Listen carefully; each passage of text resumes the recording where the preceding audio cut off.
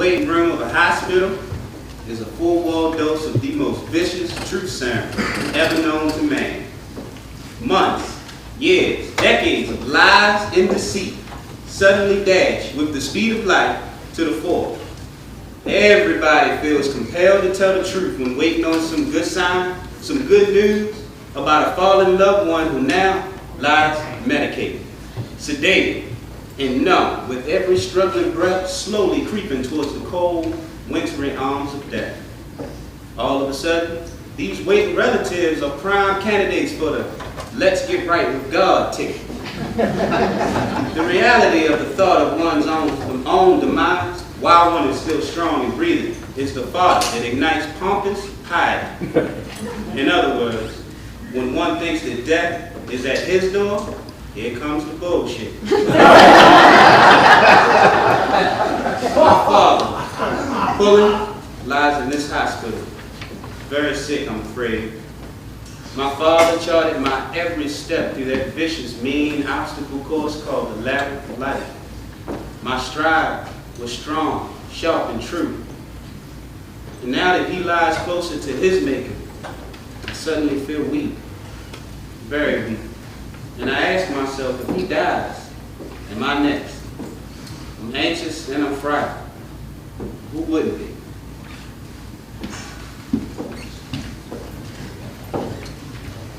Cold weather's starting to set in. The only good thing about cold weather is, you know, all the damn mosquitoes is about to die. Well, most of them, yeah. But mosquitoes don't bother me much. See, I rub motor oil all over my body. I bet you also don't have a lot of sex, do you? Well, no, but I ain't got no mosquito bites neither. Plus, mosquitoes don't like sugar. But I'm a sweet one, so they tell me. No, I bet you are.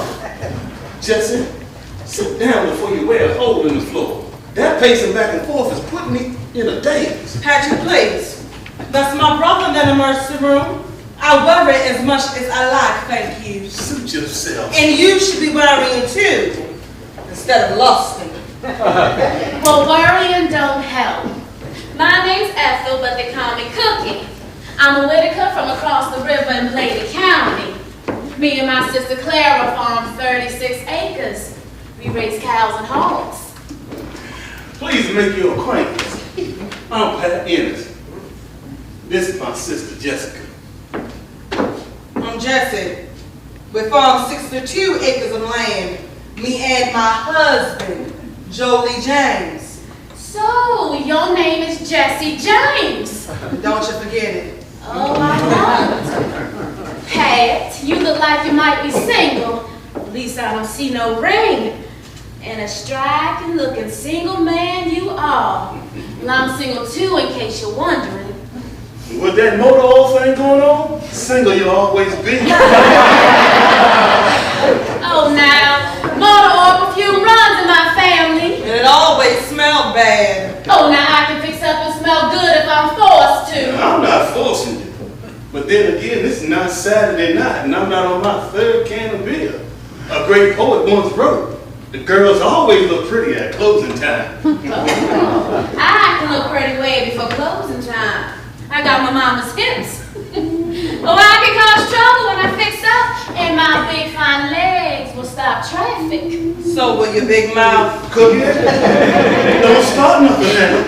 You can't play around with me when it comes to the flesh. I get real serious, real quick. And you know something? I don't use no cologne that don't come from the Piggly Wiggly all over my body. Sugar, I like that. This is a hospital waiting room. You all want to talk that mess? You take it to the outhouse where it belongs. Your brother is near death, Patrick, with a heart attack. Have some damn respect, damn it. Take it easy. We're just making conversation. Just fooling around, honey. Lighten up. This is not the time, honey. And this old cooler has been married 3 times and divorced just as many. You're too old to be catting around. And so are you, honey. Speak for yourself, Granny.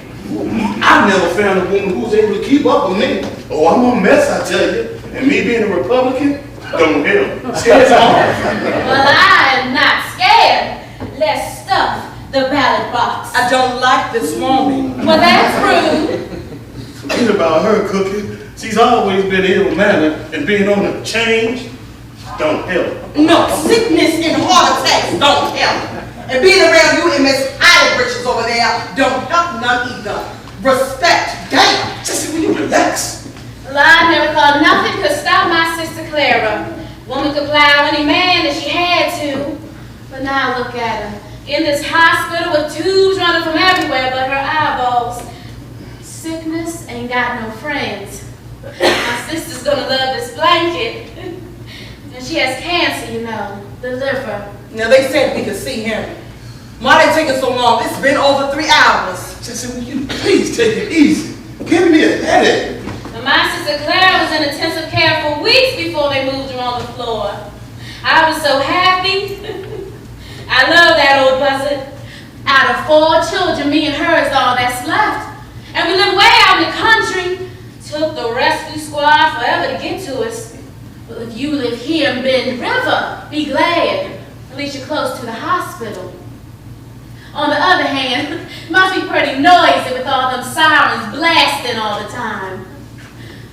Jesse, your brother's gonna be just fine. Any minute now, that doctor's gonna walk in here and tell you that your brother's just fine. I'm going around to my sister's room and give her this blanket. Her big old pretty eyes are just gonna light up. Well, tell me, what do you think? Can't you just feel the love in this blanket? It's very nice. Nice indeed. You know, Pat, well, I'm a mess too. Lots of sparks still left in this old furnace. What I don't have, I can always buy.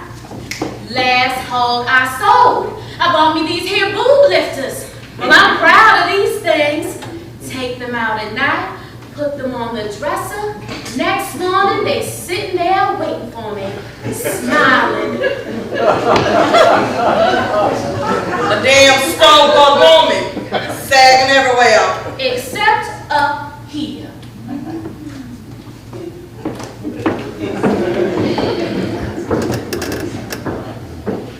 Ooh, imagine that. A woman her age with store-bought boob lifters. I like her already. With that boob lifter, she can go from 2 tiny little hiccups to a great big pair of D cups. I knew she was a phony. Oh, Ryder, baby, I'm so glad you're here. Hey, I'm Jesse. Hey, boy. Give me a hug, baby. How's my daddy? What happened? Heart attack. Now, I found him on his kitchen floor this morning. He's chopping at low cotton right now. He was real weak when the ambulance picked him up. Where can we see him? What room is he in? Emergency room. They'll tell us when we can see him. And they better hurry up. A heart attack. My dad. Oh, man. I spoke to you all over 3 hours ago. He's been in there all this time. Yeah, and you must have drove like a bat out of hell, all the way from Greensboro in 3 hours? Well, what did the doctor say happened? What caused We it? don't know yet. They haven't told us. Oh, yeah, we do. All the innocents have bad hearts, bad backs, and bad knees. You'll have all 3 one day, so don't even worry about it. But your kidneys will probably go first, so enjoy what little healthy time you got left. Patrick, do not be an ass. Is there anything to say to this boy at a time like this? It's the family curse. And you can throw in prostate cancer. You'll have that one day too if your kidneys let you live that long. You know, it's really refreshing talking to you, Mom. I feel so much lighter now. Better get yourself checked up, boy. I get one every 6 months. If the family curse hits me, it's gonna have to sneak up on me. Take my vitamins every year, and I get my checkup too. Patrick, shut up, damn. Uncle Pat, it's really not about you right now, okay? No need to get touchy, Ryder. Just trying to tell you about the family. Things you ought to know. Am I right, Jesse? No bad news, please. Please. You get your wish. No bad news. Thank you. Thank you, thank you, thank you. Lord, we got a nervous wreck. Well, how are you doing, Riley? Great, well, almost great considering the circumstances. And Well, you look great. Real great. thank you. So he is. He is pulling away. Can we see What him? room is he in? We moved him to intensive care, and he's still under, but you can peep in the room if you like, one at a time. I'm sorry to keep you all waiting like this, but the doctors had their hands full with Mr. Ennis. He's lucky you found him. Another hour, well. Okay, who's first? You go first, Riley, baby. We'll wait. But don't take too long now, you hear me? Yes, ma'am. Riley Ennis, my. You are definitely easy on the eyes. Riley, Yes, sir. be careful around here. Everything is not what it seems. Be very careful, boy. Yes, sir. Whatever that means. Come on, Hannah, show me. You know, Pat, sometimes you just talk too damn much. Everybody don't like the sound of your voice as much as you do. Not like that boy. Acts just like his daddy for the world. And he looks just like Pulling, too. Got my way with the women, though. Did you hear what I just said? Yeah, and I'm trying to ignore you. You talking a whole bunch of old-timey mumbo-jumbo. Bad hearts running the family. Prostate cancer, you're gonna have it one day. Man, you can't tell these kids that kind of garbage. They stop believing it. It'll ruin them. Look how stupid it made you. The boy's almost 40. It's time he heard the truth about everything, if you ask me. We got some stuff about this family he ought to know. I shouldn't have waited It this ain't long. bothering nobody. So nobody ought to bother it. Can we just make sure that our brother is all right? That's all we can deal with right now. See, that's why I'm a Republican today. We tell the truth. We don't hide behind things like you other people. That's bullshit. If the Democrats are still backing the tobacco farmers, you still be a Democrat. You're just full of it. Tobacco money raised our family. What's wrong with it? A bunch of bleeding heart liberals got us starving to death. I'd love to get the whole lot of them in a tote sack. I'd shake them up and throw them in a river. It's not tobacco that kills them fools. It's the 3 pack a day and a fifth of cheap gin. Jesse, do you know what the biggest killer of human beings is? Other human beings. Tobacco money brought us some good times. I grant you that. Although I did have to whip your ass 2 or 3 times a week. Pulling's pretty low, Jesse. He said he would talk to Riley, but suppose he don't get the chance. We sweep everything under the rug. Tell your youngest the family history, the family secrets. That's how you keep from having dumb youngest. I wish we had taken more time with our folks. Just one more hug. Girl, I could give some good hugs. 3 generations of free black sharecroppers. I'm proud of them folks, sister. Well, all that's left, brother. Every secret was kept to keep us safe, to protect us. And they did a good job with that, baby sister. How's everybody doing? Anxious? Well, Riley needs a few more minutes. He's sitting in with his father, holding his hand. Riley is quite a man. Don't see many like him around here in Penn County. Working on husband number 3, eh, Hannah? Good gracious, no. I haven't recovered from the first 2. He's, married, isn't he? He was 5 minutes ago. My divorce will be final in a few months, I hope. The genius that tied marriage and property together was an idiot. Freedom is more important than both. I even went back to use my leg name, Hannah Blake, to show how free I am. Well, don't go get no notions about Riley. He got 2 kids to go along with that wife. I know. I haven't laid eyes on Riley Ennis in years. Now, you and I talk a lot. And I know a gleam in them eyes when I see one. So don't try. Now, there are a few eligible bachelors over in Dublin County. You drive over there and track one down. I pay for your gas. Oh, now, Mr. Ennis, Miss Jessie, I'm not crazy. Crazy? No. Desperate? Maybe. Now, Mr. Ennis, that's an insult. I deserve an apology. Oh, I see you driving around Bend River, Hannah. Small town like this, it's easy to see everything. You, a professional woman, a nurse making good money, no husband. Most of the eligible bachelors are either farmers who have fell on bad times or drunks, not to your standards. So you see, it's easy for you to be desperate. Who are you voting for in the next election? Honey, if there is a psycho ward in here, put him in his place. And would you tell Riley that his time is up?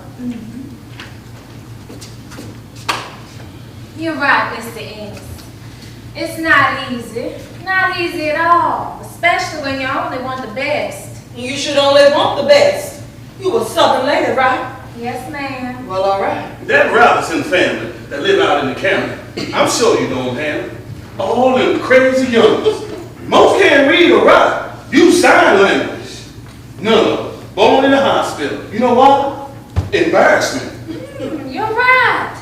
I've never known a Robinson to give birth here at Memorial Hospital. That's because 3 generations of Robinsons have married their cousins. Could be first cousins or 10th cousins. They don't care. All started back when Raymond married his first cousin, Maggie.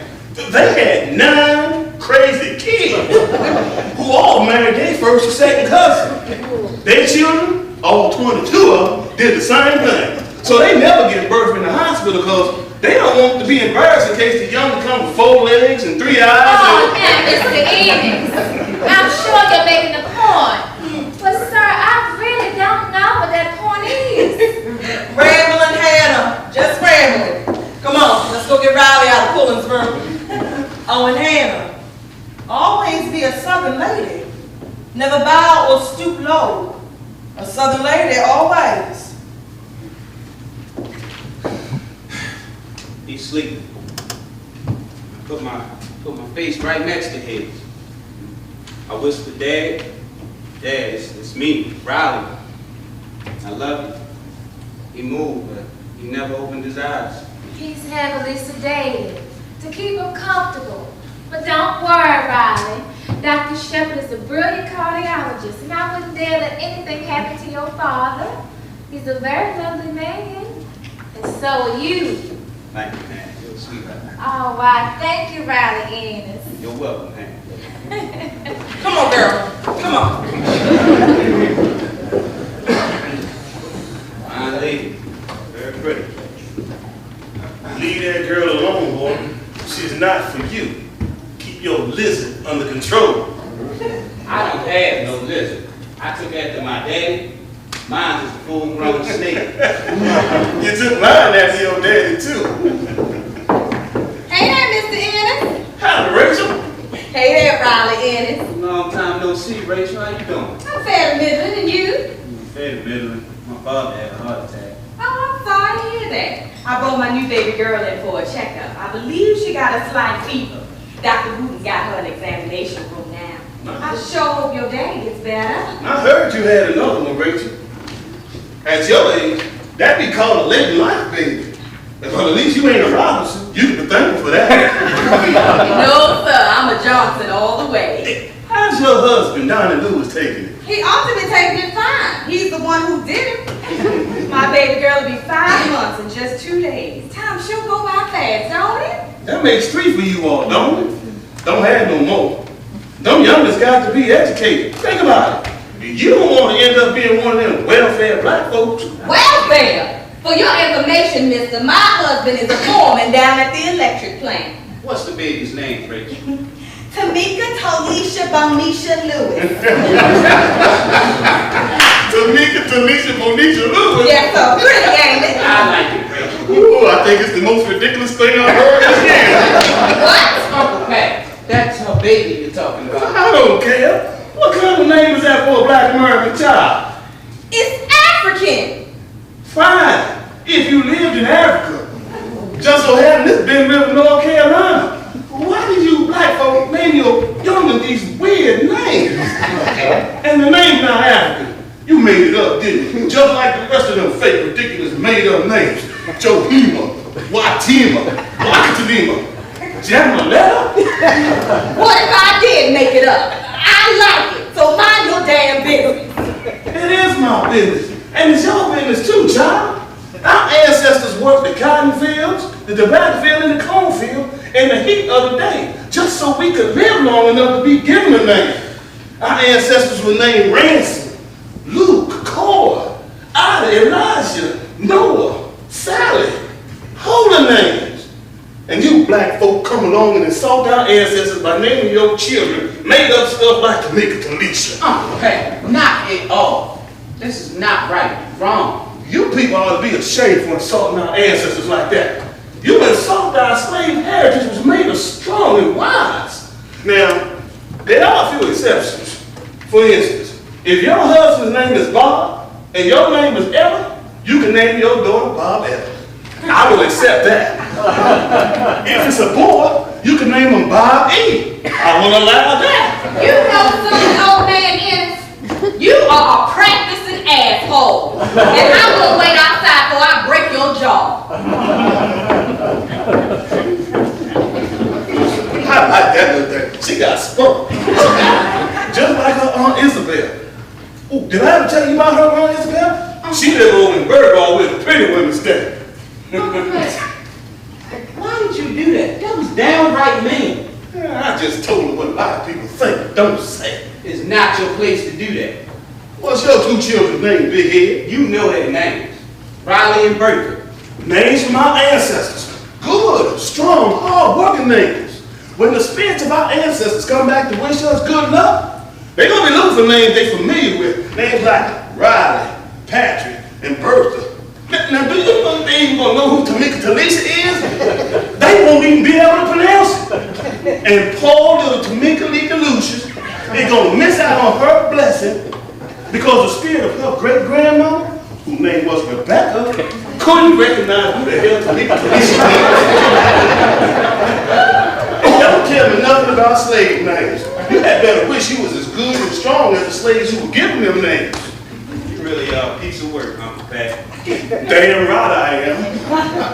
Who you vote for in the next election? I mean, you know you'd be the last person I tell that to. Because I'm still not convinced that you didn't help rig Florida. And you'll never know, will you? Really hope my daddy pulls through. Pulling will be all right, son. He's tough as a monster Point Marine. Love the guy, Uncle Pat. I know you do, son. I love him too. I'm sitting here in this waiting room and a whole lot of things is going through my mind. I'm next to Polar. Then there's Jesse, then you.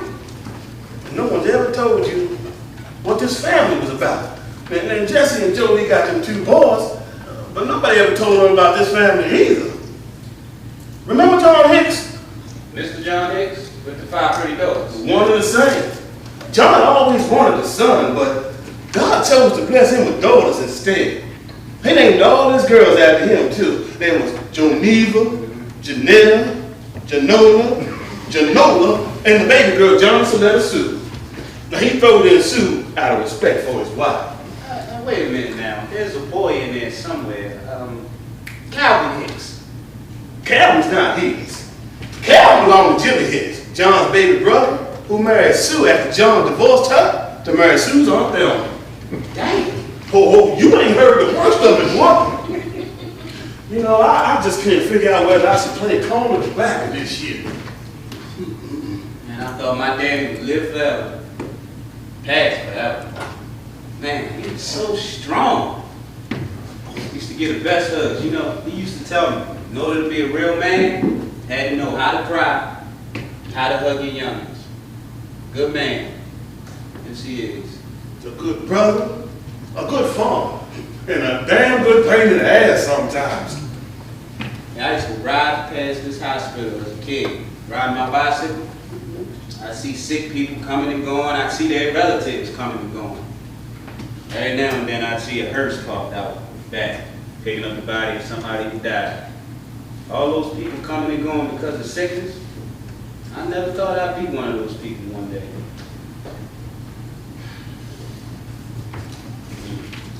Treat everybody fair, son. You never know who'll end up wiping your butt. And it seems like the older I get, the more funerals I get invited to.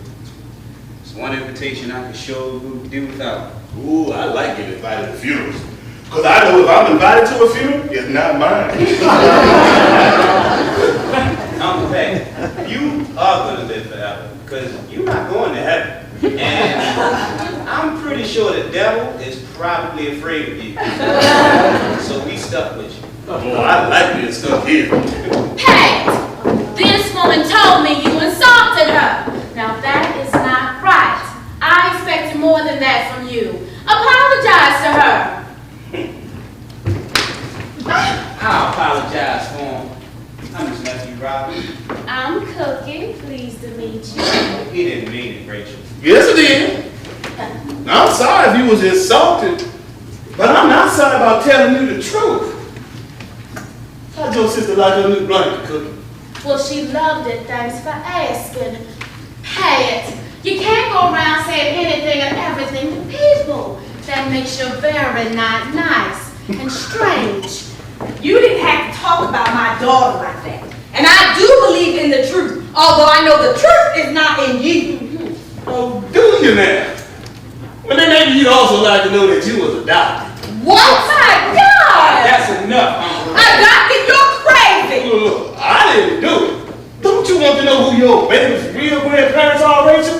Your parents as well, for that matter. Leave it alone, Pat. This is wrong. Lester Johnson is my daddy and Pearl is my mama. Everybody in this town knows that. No.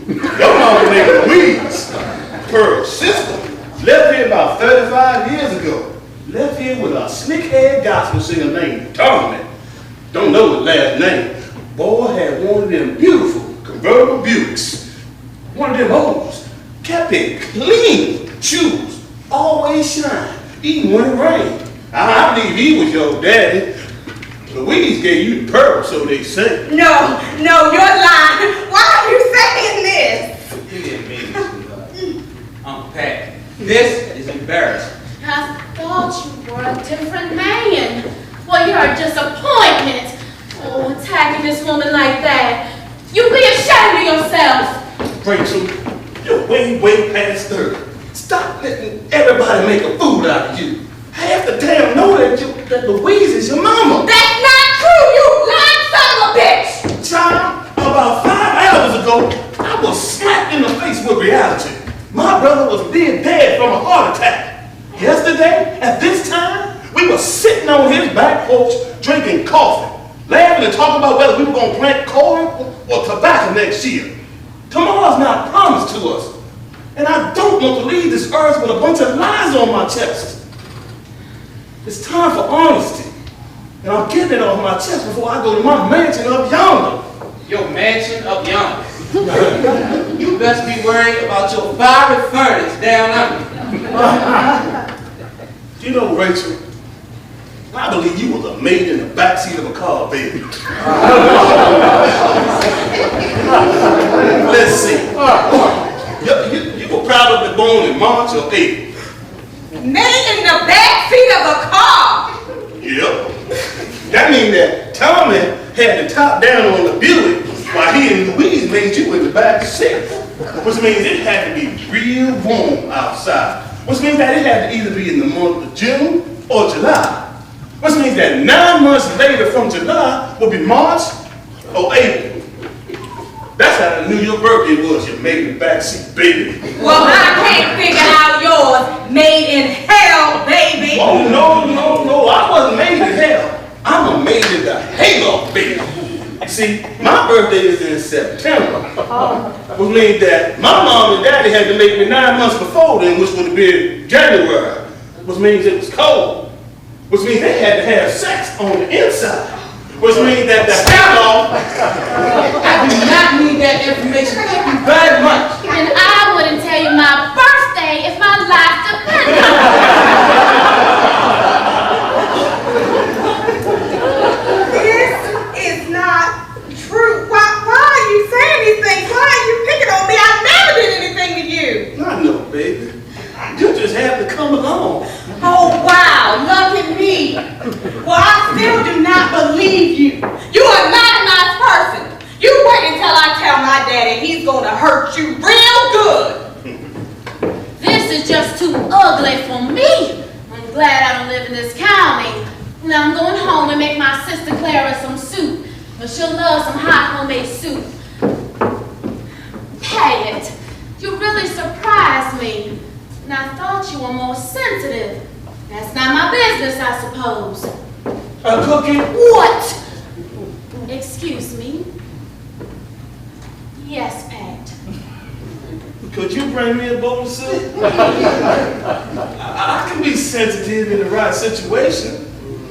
A bowl of soup, please. Sugar pie? Why, of course, Pat. With a big old piece of cornbread. But make sure you wash your hands before you touch it. Well, don't you worry about that. There's not that many mosquitoes out today anyway. You know, Pat, you can be charming at times. I know, sugar. I know. I'll be back.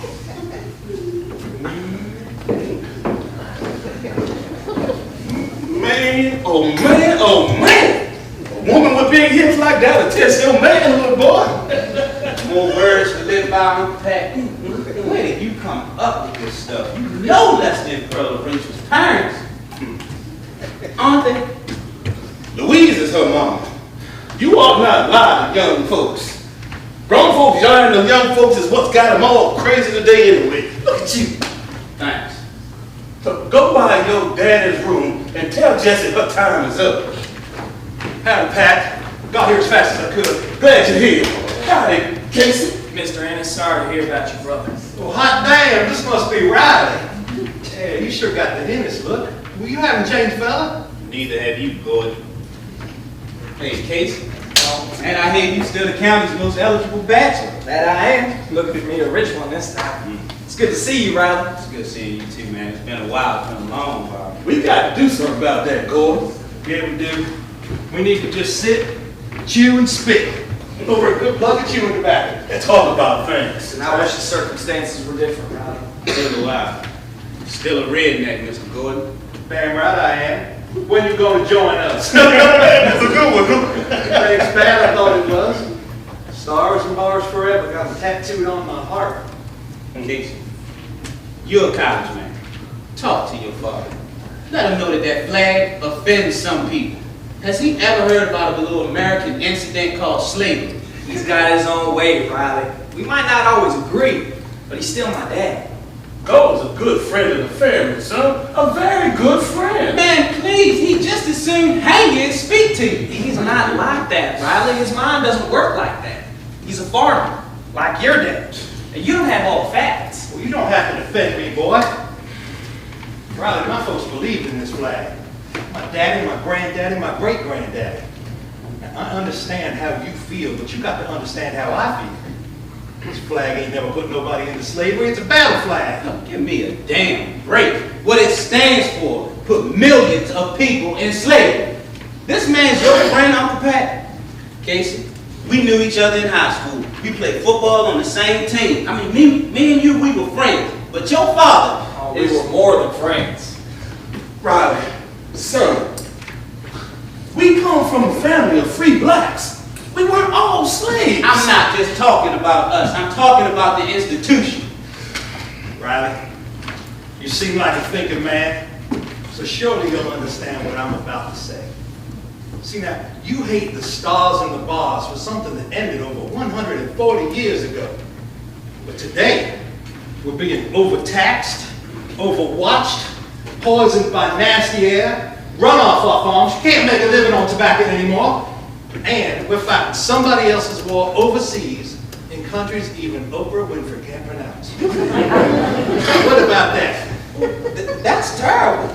But what does that have to do with the stars and bars? The flag called the Stars and Stripes is doing all this damage. What about that? What'd you say? I can't hear you. Slavery got us hating each other 140 years later. I wonder if there's anything that can make us love each other that long. Sure would like to fight. Good luck. Well, hold on now, son. Let's talk about the part where the Confederate flag is stealing American people's jobs and giving them to a bunch of foreigners. I get your point, but you are missing mine. Son, I ain't never sold nobody into slavery. This flag is about more than that. War was about more issues than slavery. I do know a little something about it.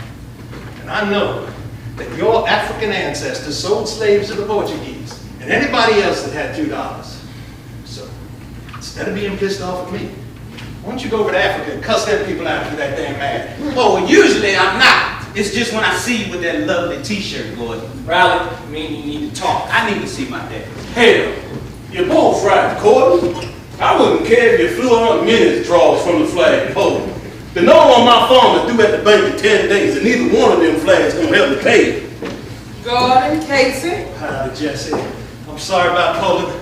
Got here as fast as I could. I'm sorry too, Miss Jessie. How is he?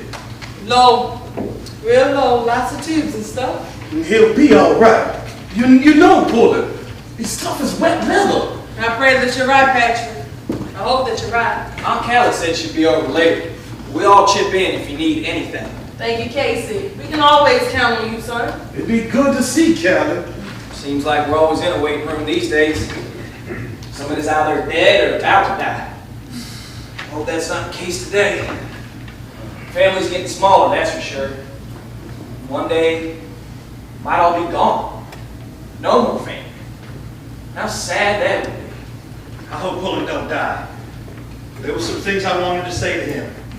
We just needed to sit and talk a spell, iron things out. Shouldn't have put it off this long. I think he feels the same way. I know you all do. I don't own this world. I'm just paying rent. Family's important. It's all we got, I'm telling you. I don't apologize for what I am. If everybody was the same, what a boring world this would be. You're definitely doing your part not to make it boring, Daddy. I take that as a compliment. I'm still trying to figure out whether I should plant tobacco this year. The price has got to go up. Maybe I'll try cotton. I hear it's on a comeback. Somebody need to talk to Riley. Now, Pat's just down to do it. But I know with him, it's not going to come out right. I should have done it. I spent the most time with him when he was younger. But you listen to me. I haven't even told my own two boys. Look, somebody had better do it sooner than later, because Riley's going to be madder than a wet hen when he finds out. I'll do it when the time is right. I feel like it's my responsibility now. Then I better stand close by, because he's going to need some smelling salts for sure. We better keep some toilet paper handy too. I got a case of that in my car. That might not be enough. No, it's not that damn funny to some of us, all right? So stop. You know, you all ruined us with a bunch of hypocritical bullshit. Your damn family did it. So stop. It's not a joke and it never was. Can't you see what you did? It wasn't right, not then, not now. So just stop with the damn jokes. Woo. Emotional. Like in Mama Francine before I divorced her. At least I waited till the boy was grown. You did the right thing, Gordon. You should have divorced her. I never did like Francine. Being small-town southern born is no damn easy chore. We feel the sun's delicate touch, warming spirit and soul. We can hear passionate oceans roar as some sweet, intoxicating breeze softly drifts ashore. We can pray to God, laugh, run in open fields and woods, happy to the core. But lurking deep within our hearts are those strange southern secrets that make being small-town southern born no damn easy chore. Complicated to the core. And sometimes I miss you, Mama.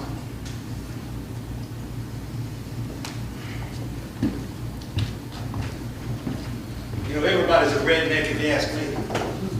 I thought you said you stopped drinking. Now, if you took your hunting knife and you cut open a person's neck and pulled back the skin, what do you think you'd see? Red, that's what? It's called blood, Gordon. Exactly.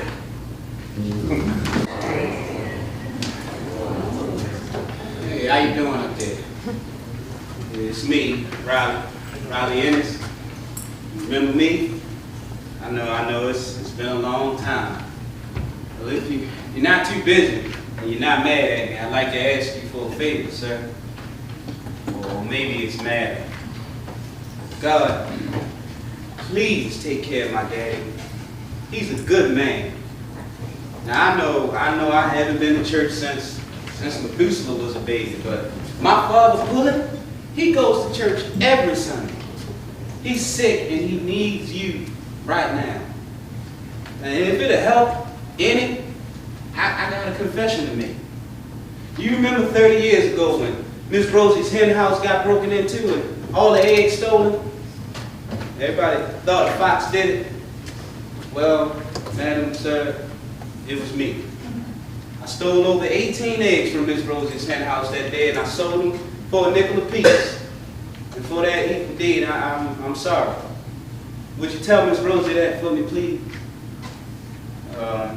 Before I forget, you remember when Deacon Braxton's liquor still got robbed? I told everybody that Gordon McInnes did it.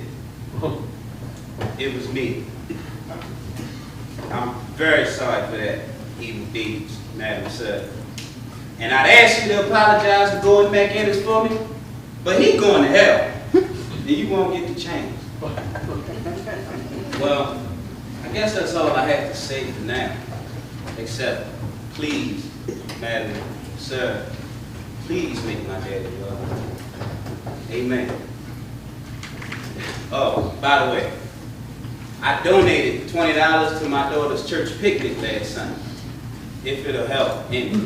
Well, amen again. Sure hope we're still friends. Hey there, fella. Hey, Case man. Good seeing you, boy. Same here. Doing some thinking, huh? A lot of things. I don't know what I would do without my dad, Case. I never even thought about it. You know, Mom died, but she'd been sick for months. I was prepared. But this, just out of nowhere. You got a lot of support. And everybody is here for you. You know that. I know. And I appreciate it. You know, people around here don't usually say what's on their minds till it's too late. And then there's this mad dash for the truth. But I tell you, if that was my daddy lying in that recovery room, I'd be a pure mess. Yes, you would. Trust me. Daddy never was nothing but a dirt farmer. He wanted me to have more. So he sent me off to State University to get an education so I can amount to something. Where'd I end up? Right back where I started from. Now I'm the only farmer in North Carolina with a degree in biology.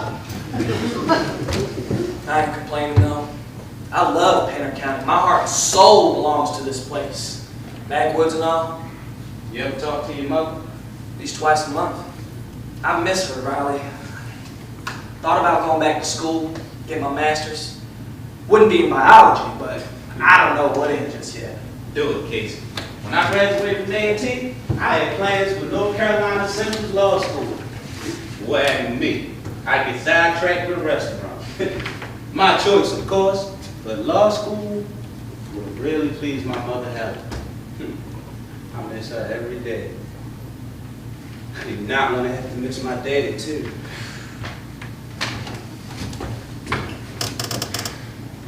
You like Hannah, don't you, Riley? Casey, I had a wife. Yeah, I like her. I mean, she is fine. And that body, whew, think about Mercedes. Riley, I know we were captains of the Bend River High School football team, but you know what? I was the worst quarterback in 9 different countries. I was. Okay, I thought I was great. But truth be told, I was the worst wide receiver to ever walk on 2 legs. I'm glad I got that off my chest. Riley, I know it's none of my business, but about Hannah, I would be careful with her if I were you. Why does everybody want to be about Hannah? Does the woman have a bomb up her ass or something? Riley, it's not my place to say it. Hi, fellas. Well, hey, it's the bomb lady. All right, thank you, Riley. He's still a smart-ass Hannah. I'll be inside for me. Hey, Case man, thanks again. I wouldn't be too hasty with the thank yous just yet. How's my daddy? Stable. Your Uncle Pat's in with him. And Gordon McInnes is waiting to go in. He's real sick, isn't he? Yes, but your dad's a fighter. He's very strong. His It's my guess that he's got several blocked arteries. I'm just glad he didn't have a stroke. Anna, do you believe that God is fair and just God? I most certainly do. If God is so fair and just, why is my father, a man who goes to church every Sunday, sits on the senior choir and the deacon board, lying in his hospital near death, when so many real evil bastards in this world never even get a toothache? I can't answer that, Brian. I've thought about it, but no answers. You know, when things like this happen, you know what I think? Tell me. I think mankind here on this earth, just a funny television show to amuse God and all of God's friends. They want to see just how stupid and ridiculous we could all be. So they produced this television show with us being the cats. Brian, are you on medication by any chance? No, listen to my talk. Now every day, God and his crew would sit down and click on television station Earth. There'd be wars, killing, praying, raping, gospel singing, drug dealing, people calling each other niggas, crackers, honkies, spinks, chinks, spicks, dirty Jews, dumb Irishmen, all this kind of stuff. Well, at first, this was real funny to God and his crew. Their own creation was just so funny and amusing. Then, one day, God and his posse got bored. No longer wanted to watch television station Earth. Got up from in front of the television set and just dashed off to Jupiter. Put on another TV show. Only one problem. They forgot to turn the television set off. So we here on Earth think the show's still on. Truth is, it was canceled years ago and nobody bothered to tell us. Television Earth couldn't find a sponsor, huh? Who in their right mind would want to sponsor Earth in its present condition? Oh, I like this conversation, Riley. I think it's sexy. Man, what justice, what fairness is there in a world where the good fall and the bad still stand? I hope I'm wrong. I hope God and his posse is still tuned in, because I sure could use a little help right now. I like you, man. I like you a lot. I'm glad I'm getting a chance to tell you. And I have a wife and 2 kids in Greensboro. And you got a restaurant on Market Street that everybody says has the best food in North Carolina. I know the whole story. Miss Jessie keeps me informed. We got to be buddies sometimes. Always be a southern lady, Hannah. Never bow or stoop low. Miss Jessie is all right with me. You and Aunt Jessie. I never would have thought you two would be friends. Your Uncle Pat tries to be a hard ass, but that man has got the best gossip in Pender County, which he doesn't mind sharing whether you ask him to or not. Has he ever told you about the Robinson family? Only 1,000 times. Oh, he knows everybody's family tree. I mean, he knows it all. Everybody in this county is going to hell. Uncle Pat can get mean sometimes. Oh, he's just a big old pussycat. This is lovable as he can be. Your whole family's like that. I always did like the innocence. You know, my father taught me how to plow a mule, man. Even though we had a tractor, he said I had to learn from the ground up. He taught me how to court a girl. He used to say, boy, if you can't write your own poem, the Song of Solomon will work just as well. Telling the lady she's as pretty as the Queen of Sheba works better than 3 hot dogs and a Coca-Cola. I would come home from school, and even though he'd been working in the fields all day, there's always a hot subway, along with a hug. Not enough letters in the word great to describe my dad. Can't be. Sorry. Oh, and he won't, honey. As long as you're alive. He'll never leave you. And neither will I, if you need me. As a friend, of course. Of course.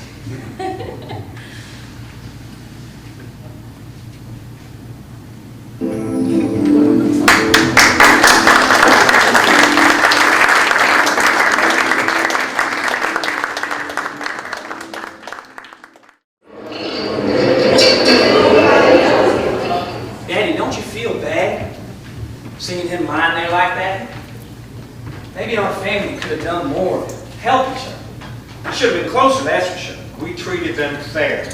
We were always friends. Don't you go pointing fingers at me. Family's getting smaller and smaller. Everything's just being torn apart. There's hardly even a soul you can trust anymore. We are in bad times. I didn't make this world, Casey. I come into it and already had a dark history when I got here. The races was already at each other's throat when I was born. Should I feel guilty over something? Say what's on your mind, boy, because I can feel it building up. We should all feel guilty. Every one of us is guilty. The innocents included. The way we treat each other, hiding, lying. I am sick and tired of it. We just need to lay all the cards on the table. Casey went in and saw Pullen laying there and it's got the best of him. Come on, Daddy. It's more than that, you know. I've been doing some thinking too. It's time for it to end, Gordon. If somebody doesn't speak up, Riley is going to blame me. He's going to say, Case, man, I thought you were smarter than the rest of them.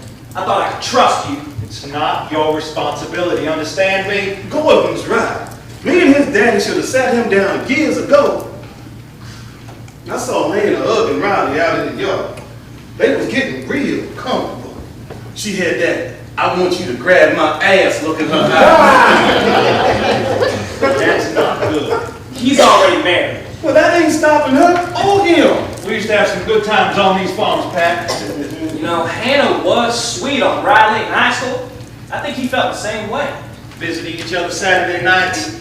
Man, your daddy could pick a mean guitar. Ooh, and your daddy could saw the hell out of a fiddle. We'd sing a little Johnny Cash. And then we'd sing a little B.B. King. And my mama would fry up the yard bird and cornbread. Ham hock on the side, if you please. And my mama would cook up the okra, rice, and butter beans. Banana pudding on the side, if you please. Ooh, and your Uncle Cal could make some moonshine that tasted so good, should have been legal. He was, as far as he was concerned.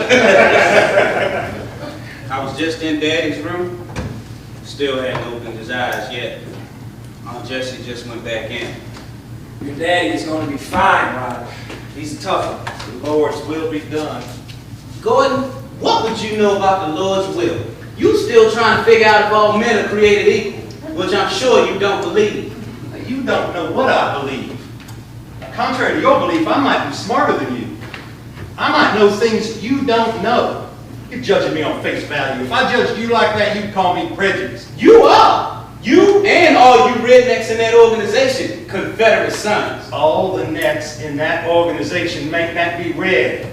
I think that rebel flag on your chest speaks for itself. And it's starting to irritate the hell out of me. This man is your friend, Uncle Pat. I find that absolutely ludicrous. Me and your daddy didn't send you off to college so you could use words over my head. Don't blame. He finds it crazy. Stop Uncle Tommy for this man, Pat. What you call me, boy? Uncle Tommy. Boy, I will mop this floor up with your ass. You think you're so smart, such a big bad know-it-all. Well, you don't know it all. I know what makes things work for this family. I'm part of the reason this family's still together. And we never went barefoot nor hungry.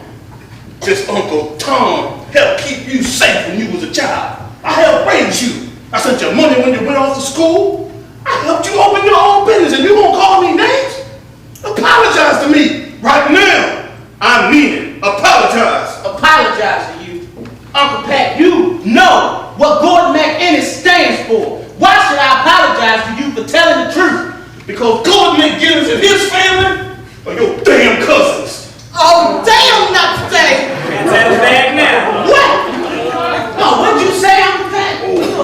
That's an ugly joke. That's an ugly damn joke. Now you take it back. Take it back. Cause that's not true. Oh God, no. No, no, hell no. Hell no. Howdy, cuz.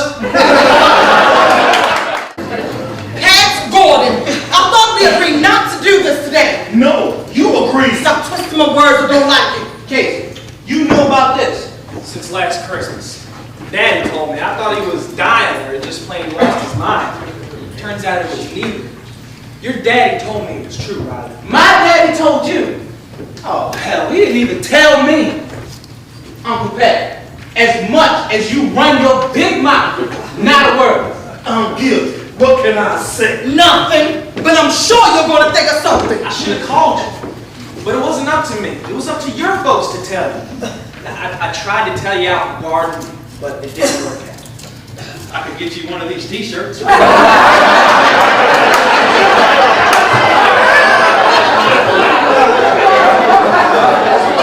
you probably want a dark colored one. Name with me, boy. There ain't nothing funny about you. Who's playing? I got a bunch of them in the trunk of my car, sell for $5 a piece. Just tax. me and you supposed to be real close. Me and my own father, we talked about everything, but nobody told me about this. That's wrong. The time wasn't right. You know now, that's all that matters. The McInneses are your family, that is said. How do you think I felt, Riley? I was lied to just like you. You know, it's not all about you. You know how many times I used the N-word? I could have been cursing my own damn kid. Pat uses the word all the time, except that he don't say N-word. No need to get personal, Jesse. Like a damn fool. Everybody in the county probably knows about this. Laughing behind our backs. I'm embarrassed. I'm insulted. A lot of them will laugh. Not just behind your back. They'll laugh in your face, too. I was never ashamed of y'all, contrary to what you might think, Riley. Oh, well, that's just so kind of you, boy. Outside of Golden Sisters, Ella and Callie, we all that's left of the McInnes' children. You can put the whole family in this one room and still have enough space to plow a mule. We're dying out fast. You said Mac and his children. I'm afraid to ask, but we are innocents, right? Please say yes. We used to be McInneses. Our daddy dropped the Mac. Somehow just being an Innes gave him a sense of freedom, a sense of being his own man. It broke the chains. McInnes is Gaelic. Gail, let me. Talk plain, boy. It means son of Angus. Angus was a Scotsman, proud and fearless, like us. And good looking like me. Highlander he was. Somewhere up around Inverness. You know, Riley, we should look up the family one day over in Scotland. Should I learn the river dance and play the bagpipe? No, but you can't wear drawers on under your kilt. But naked is the key. Our mama folks are Taylors. They're free blacks from South Carolina low country. They came to Bend River in the 1850s, poor, scared, and strong. Now, somewhere down the line on my daddy's side was a clan chief named Angus. Later he was called McInnes. Now the stories get confusing depending on who's telling it and how sober they are. The Englishman was always trying to kill us all. We come over here, poor as hell on a boat that deep. Thank God for North Carolina, Scotland, and the clan chief. Clan chief? Wait a damn minute. Are you telling me that in addition to being related to General Gordon Robert E. Lee over here, that I'm also related to the Ku Klux Klan? No, but your grandmother's cousin Ida was related to General Robert E. Lee on her dad's side. Ida's last name was Lee, wasn't it? Lord, mercy, please. Mercy. Well, it brings tears to your eyes, don't it? In Scotland, the clan is the family. Clan McInnes. We fought the English and won our pride, so I hear. It's true. I'm 40 years old, and I just find out that I'm an African-American, black, Negro, Scot, Klansman. No wonder Daddy had a heart attack. How do people live with all this stuff up inside of them? It ain't easy, boy. But we gonna change all that. I'm gonna take a long shot here, but do any of you know whose father is who? Or whose children belong to who? Or did y'all just pull straws? Now, since my daddy was white and I ended up being white, I guess Paul just figured I must belong to him. So he didn't pull no straws this time. Come on, Daddy. Mr. Ennis, please, be serious. There are things Riley needs to know. You've already got him confused, so please, just stop joking around. Confused? Way past confused. I don't know where the hell I am right now. Seems like you're getting further and further away from Africa now, don't it? Who? What? How? Us and the McInneses? Our daddy Stephen and Gordon's daddy Duncan were brothers. Gordon's granddaddy, our granddaddy, name was Ian McInnes. Daddy's mama name was Sarah. It means woman of value. Well, when she and Ian met each other, they went at it. And 9 months later, our daddy popped out. Oh, this is not a good day. Uncle Pat, you and Aunt Jessie, Gordon's first cousin. My dad, Gordon's first cousin? I've heard enough. Oh, we're just getting started. I got lots of other stuff I can tell you about a lot of other people around here. You want to hear it? No, hell no. If I hear anything else, I'll be in a cardiac unit alongside my father. You people are giving me a headache and chest pains. Just stop it now. Just like you, Riley, I fought it at first, but your children are gonna need to know this. It's gonna be important to them one day. Why? So they can have a heart attack too? Hello, everybody. Well, did I interrupt something? No, yes you did, young lady. I was about to get on the road. Is it Bravo? How is it? Don't tell me. Just don't tell me. Okay, then I won't. Look, folks, relax. Mr. Ennis is doing as well as we can expect at this particular point. If there's a change, I'll let you know. Now go have some lunch. Riley, may I speak with you in private, please? Yeah, sure. Hannah, you grew into a lovely young woman. Smart as a whip. And don't get too smart for your own good now, you hear me? Yes, ma'am. I guess. Hannah was our prom queen. You remember that, Riley? You already got one family, boy. Looks just like her mama. I didn't realize you know my mama, Mr. McInnes. Let's get out of here, Hannah. You might hear something about your family in this waiting room that'll scar you for life. When you see these people, run. For the love of God, run. Especially the one they call Uncle Pat. He's the most dangerous of them all. One with this Confederate flag t-shirt on. Don't even ask me. You people make Sodom and Gomorrah look like Disneyland. Don't worry, you all. I'm in medicine and I'm sworn to secrecy about your physical and mental condition. Now, mental being the key word. Watch yourself, gal, you hear me?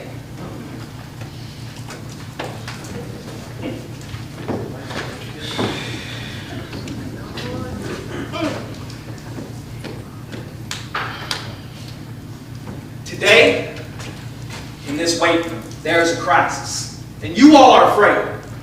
You're afraid that Pullen's gonna die and you three are gonna be next. Dad, when you told me about the innocents, Grandpa just died. And you were afraid, so you told me. Another crisis. Why does it always have to be a crisis for the truth to rear its beautiful head? You know, if Riley and I had known years ago, we could have been genuine friends, not just two stars of the football team that liked each other and didn't know why. But the truth never comes on time. The time wasn't right, Casey. He knows that. Now, we were only children, but I remember it like it was yesterday. Grandpa McInnes stood in the middle of our kitchen floor, and he told my mama Caroline and my daddy, he said, Stephen Ennis, there's no denying you. You got as much right to property around here as anybody else. Your daddy was with him that day, Gordon. Grandpa McInnes said, Stephen, I'm giving you 60 acres of prime farmland. They don't say much except I'm sorry. You were sharecropping on your own land, and now it's yours. Your daddy and my papa, they hugged each other that day, Gordon. Now, we were too young to know what that night really meant, Casey. Nobody told us until we were grown. I knew what it meant. It meant Papa could get a loan from the bank, and I could finally order me a deep pair of shoes from Sears and Roebuck. When Daddy finally told me what that night meant, I was 40 years old. I gotta thank my husband, Joe. He helped me keep the secret from my boys, which was not right. That's my fault. We still own Mama and Daddy's land. I was 40 years old when my daddy told me who y'all were. Maybe every now and then the truth does come on time. But you still should have waited, Pat. Not today. Today was not the day. I think I'll go around there to that cafeteria. Lunch sounds good. I'm with you, old man. Let's go. I hate hospital food. I'm buying. I love hospital food. You all go on. I hold down the barnyard. All right. See you in a while, brother. young folks always talking about the truth. You got to be tough to wrestle with the truth. They put corns and calluses in the palms of your hand. It'll make you cry and scream out in silent pain as you take blow after blow after blow from his hand. Silence. Because one word of truth from you could hurt so many. The truth ain't no winner, no sirree. Nothing on this earth is tougher than the truth. He looked so peaceful lying there. If it wasn't for all those tubes and gadgets, he looked as healthy as a mule. I felt him squeeze my hand when I kissed him on the forehead. Now that was a good sign, right? Yes, it was. A very good sign. It's strange how the possibility of his death suddenly got me feeling old. My son and my daughter are gonna feel like this one day, and I feel sorry for them. It's not a good feeling at all. But I'm holding on. Just like my daddy, I'm as tough as a Martin Luther Point Marine. I hope.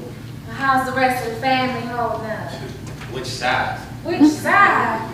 Oh, Aunt Jessie and Uncle Pat are holding up pretty well, I guess. Aunt Jessie, she seems to be taking it the worst of. With Uncle Pat, you just never know. And I really mean that. You never know what that man's gonna say next. All I can say is when he start running his mouth, duck. Well, did you two have an argument? Baby, I wish it was that simple. Oh, family can drive you crazy. Who you telling? Them you know and them you don't. Trust me, man, I found out the hard way. In this little backwoods town, anything's possible. See a three-legged dog in the street, don't kick. Right here, What on earth are you talking about? No, nothing. I just don't know how much more of this truth thing I can take. Somebody lie to me, please. Well, then right now may not be the best time to talk to you about this. It's very personal, and it's about your father. A lot of families have a problem with it. What, he's never gonna walk again? No, stop thinking the worst. I'm sorry to have to bring it up to you, but we're his closest living relative, and it's better to be safe than sorry, I say.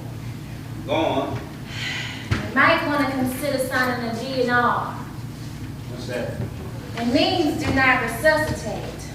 In very rare instances, a patient may have heart failure, and if he dies, do you want us to take measures to bring him back? Do I want you to save my dad?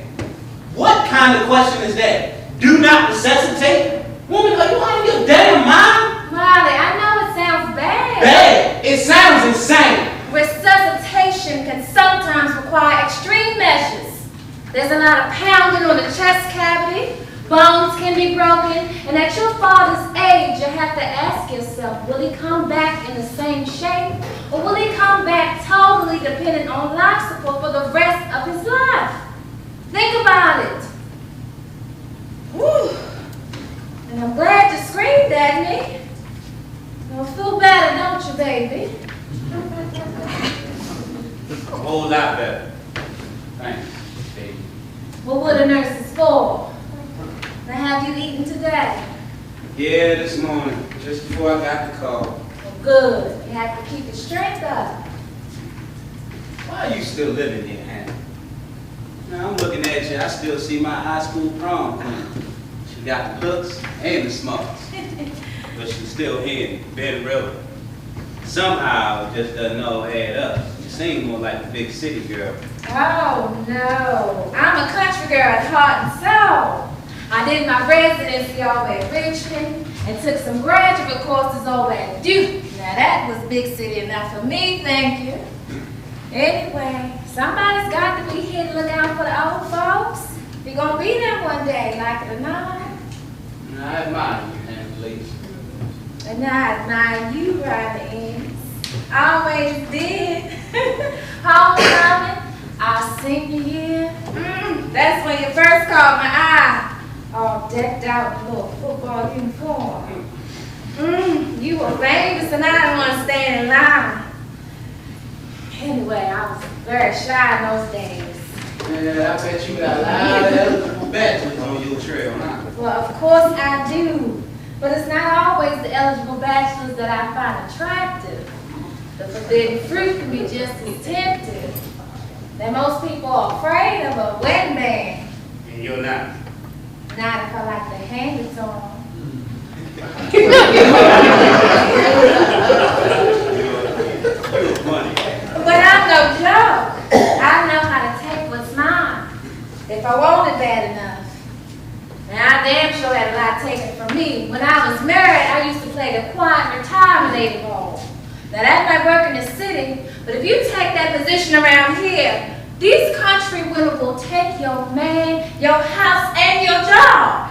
They're mean and vicious. But they never miss a Sunday in church.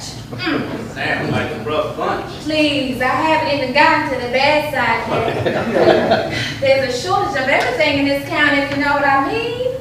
A decent man landing in these parts is like dropping a 4-pound steak in a lion's cage. And we're talking complete disregard to that person's other obligation, be it family or whatever. Hey, don't ask, don't tell.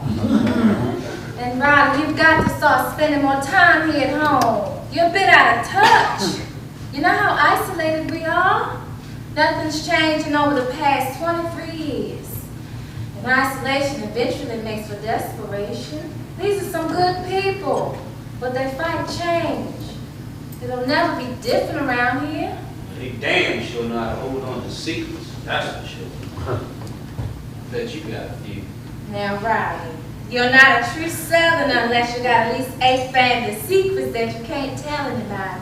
Well, the innocents certainly meet that qualification. This is a good town. It's probably the only place left in America where you can still get a cemetery lot for $80.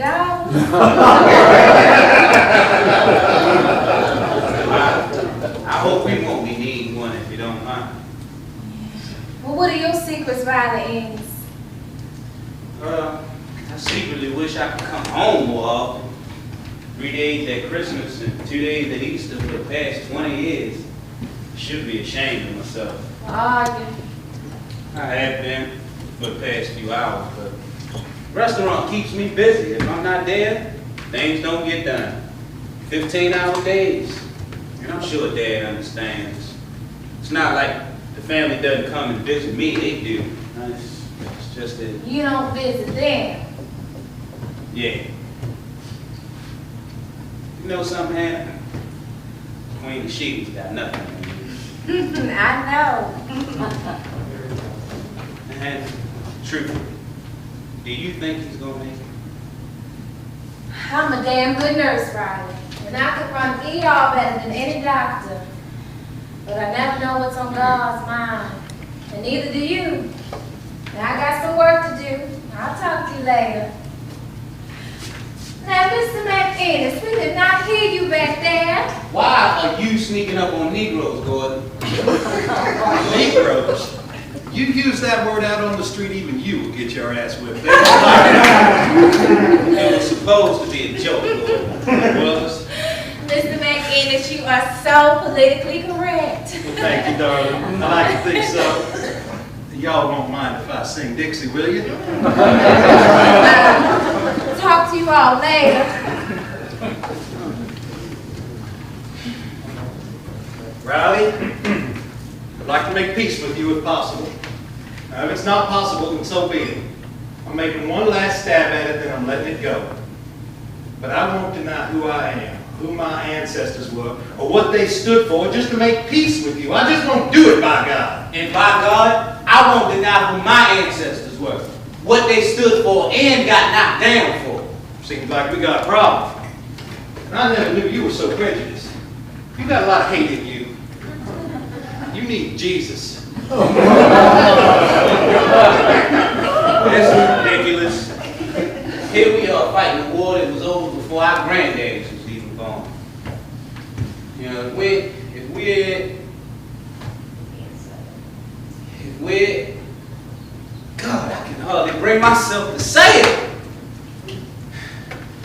If we're in the same family, there, I said it. If we're in the same family, we should be embracing, not fighting. I don't believe in a lot of hugging. Sorry, I forgot how sensitive you are. Well, why did you tell my wife the same thing? Oh, that before play makes me tired.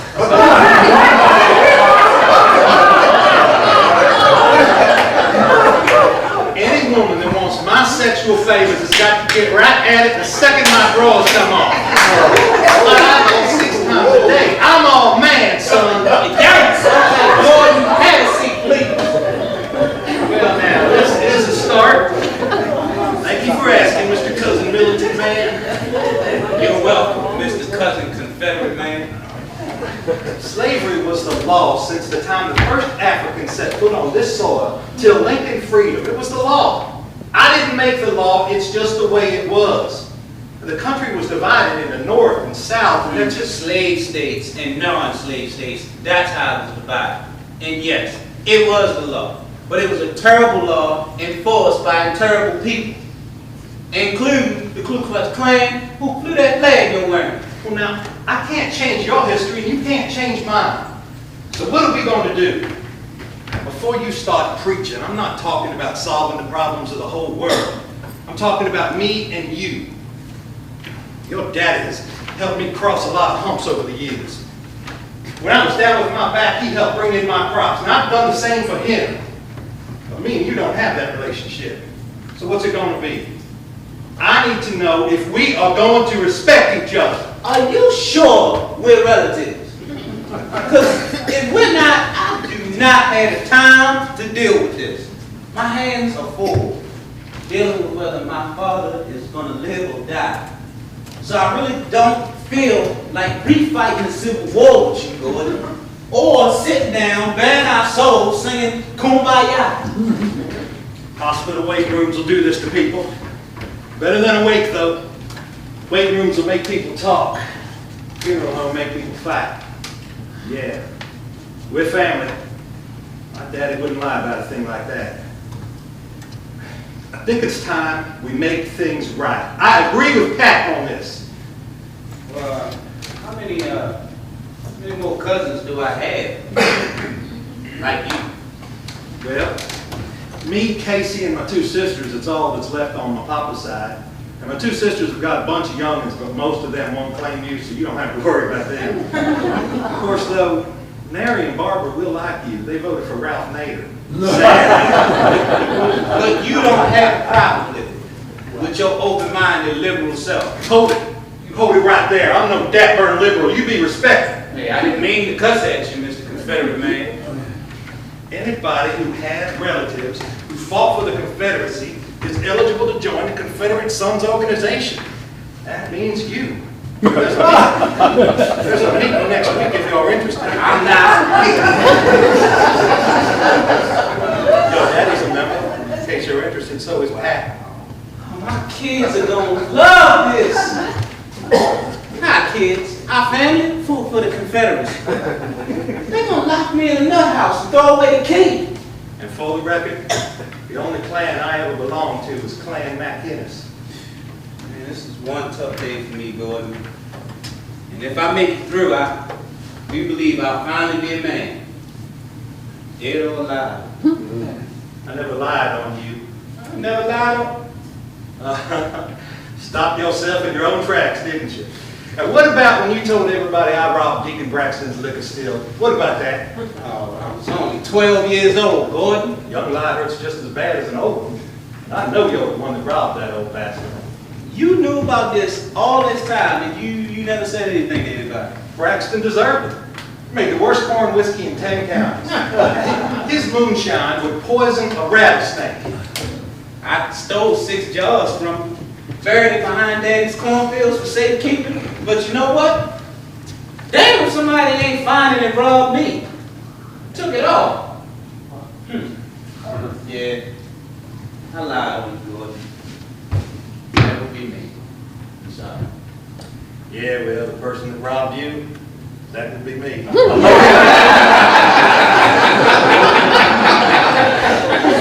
not sorry. You show up different. That's for sure. Do my best. I'm trying to work through this, Gordon. It's just all so new to me. I mean, I'm not ignorant to the fact that families are mixed. I mean, that's what makes us Americans. It's just never happened to me. I mean, you can understand that, can't you? I mean, me and you, look at us. Man, look Look at you. Well, you're not that easy on the eyes, oh, you're ugly. But I accept that. Gordon, does it bother you at all that you're going to hell? Not at all. I earned it. I worked hard at it. No, hell won't be no gift to me, boy. I have drunk whiskey, chased other men's wives, laid up with pretty women cousins, and I have been kicked out of every liquor house and juke joint in the state of North Carolina, and I'm proud of that. Now, if I don't go to hell, I'll be real disappointed. Matter of fact, I think I prefer the Devil's Desert home. It's hotter. You are one scary human being, cuz. Comes very easy, cuz. You know, hatred makes us all prisoners, Gordon. It's tough work, because the hater feels obligated to hate every hour of the day, whether he wants to or not. Hatred, full-time job. Pay stinks, it's always cold. Yeah, you're right. So, when you gonna pull that t-shirt out? When hell freezes over. Is that cold enough for you?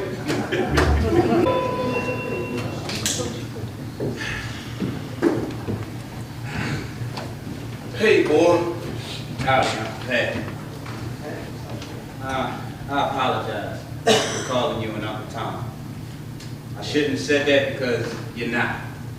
And I don't always agree with you, but I respect you. And I shouldn't have talked out of turn. It's okay, son. You're young, foolish, and stupid, so it's all right.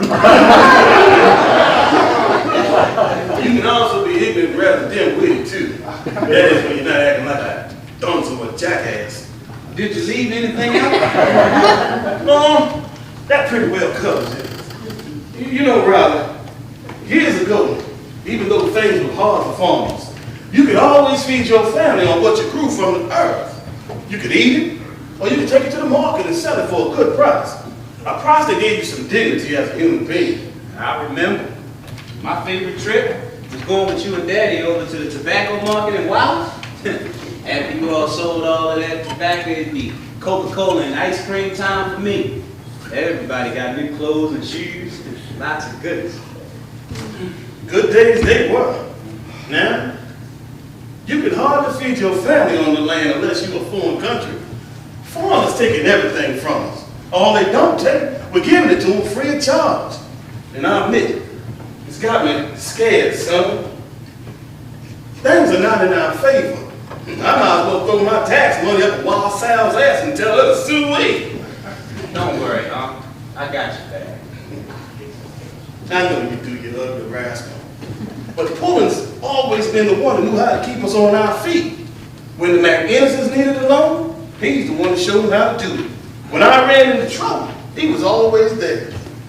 Pullen's got smarts, wisdom. He's the glue that held us tight, both sides of the family. You're not ever coming back home to live, I know that. And Casey can't wait to find a good excuse to leave. What's going to happen to us? Can you imagine coming back here in 20 years and all you see on the front porch is me and Gordon sitting in a wheelchair? And him wearing that same damn t-shirt. I wish I could pull this family together, son. Then I wouldn't feel so lonely and scared. How do you feel about the McInnocents?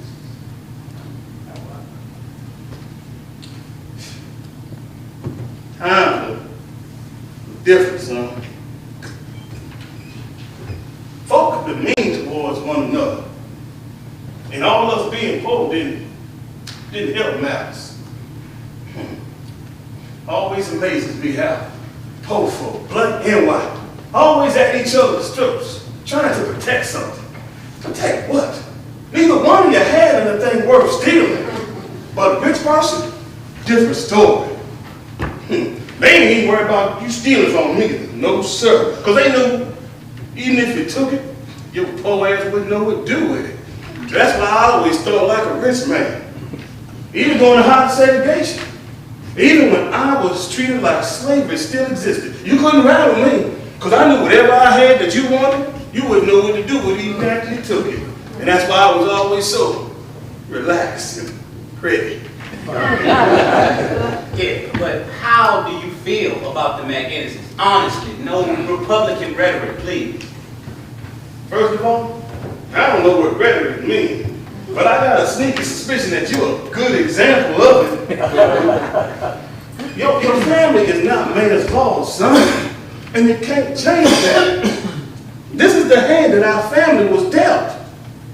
Kinfolk is all you got, no matter what color they are.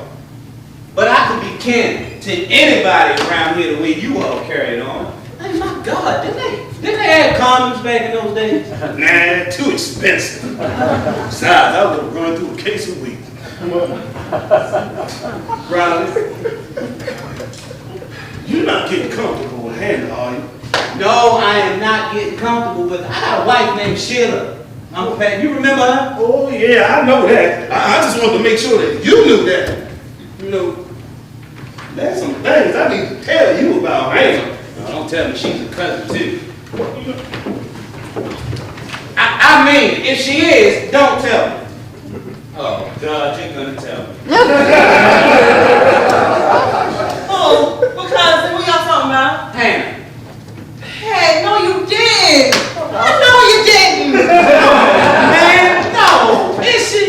And what is she? And please don't tell me we got the same father or the same mother. Impossible, isn't it? Don't look at me. He started it. Well, hello, folks. Enjoy your lunch. Are you ready? Do you know anything about this? I might. What is it I'm supposed to know? Don't do it, Pat. Not today. Hannah, your daddy's not your daddy. Jump into Jehoshaphat thing. Do any of us in this entire county know who we really are? Sinclair Blake is my daddy. I know who my daddy is. No, he's not. What the hell are you all talking about? Come on, honey. Step aside and let's Oh, talk. no, thank you. I'll stand, thank you. What is this ignorance that's gushing from your mouths and who started it? Tell me. Gus Ennis is your papa. Who? Gus, who the hell are you talking about? Uncle Gus? The same. No, that's a lie. That's just a damn lie. Why are you all insulting my father? And who do you all think you're talking to? Where you getting this garbage from? This is ridiculous. I never knew anybody named Gus Ennis. Well, your mama did. Hold it. Hold it. You stop it. You don't have the right to say those things. We're talking slander, and I can sue you for this. Now, Riley, if you are party to this, I will sue you too. I swear I will. Now, I want a damn apology right now before I set it up in here. I'm telling you the truth. And I'm telling you that you're lying. Lying? Are you fools crazy? Why are you saying all this? Pat's not lying, Hannah. Gus was our older brother. He died when you kids were babies. He's your daddy. But my mother's with Sinclair. She's always been married to Sinclair Blake. Emily is my mother and Sinclair is my father. I'm a Blake. No, you're not. You were a little more than a year old when Emily married Sinclair. Lord, why did you give me to this family? Why? No, I need to see. And nobody touch me. Please, just get away. Are you people telling me the truth? No. You all are just mean and hateful. And I thought we were friends, Miss Jessie. I am your friend. I couldn't love a daughter more than I do you. You made us so proud. Don't you think I wanted to shout all over town that head nurse Hannah over at the hospital is my niece? That's my niece. But that would have hurt so many people. Plus, most of these nosy asses, they knew anyway. Well, I didn't, and I should have been told, damn it. You know, I really wish my daddy hadn't gotten sick.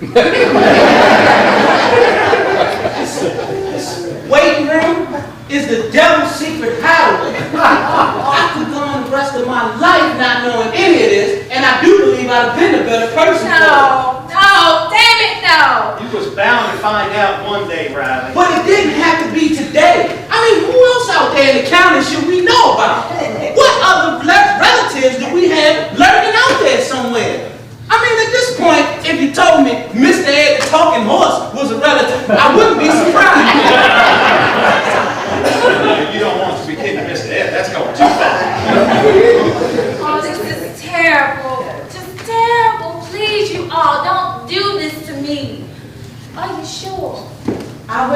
you. You're my niece, my sweet, smart, darling niece. And I hope that you're still my friend. Well, my mother should have told me. This isn't right, and I thought we were so close. I'm devastated. I can't come to grips with this. I'm confused. What is she gonna say to me? If this is true, what can she say to me? She couldn't have done anything like that, no. You are lying. Oh, what has she done? She raised you right, Hannah. She did her best. Emily is a good woman. Emily is a Southern lady. Nobody's to blame. They courted and they did things. Gus and Emily loved each other. He sure loved you. Sweetie, we all lived here packed away together. There was nowhere to go. Lots of people still travel by mule and car. Most of the roads were still dirt. Only a few people had cars. So if you found somebody you like, well, you made the most of it. Especially if they live nearby. Companionship was hard to come by in them days. And a lot of things happened back then that probably wouldn't happen today. Well, at least I hope not, because Pat was scandalous. Oh, Riley Enos. We're cousins.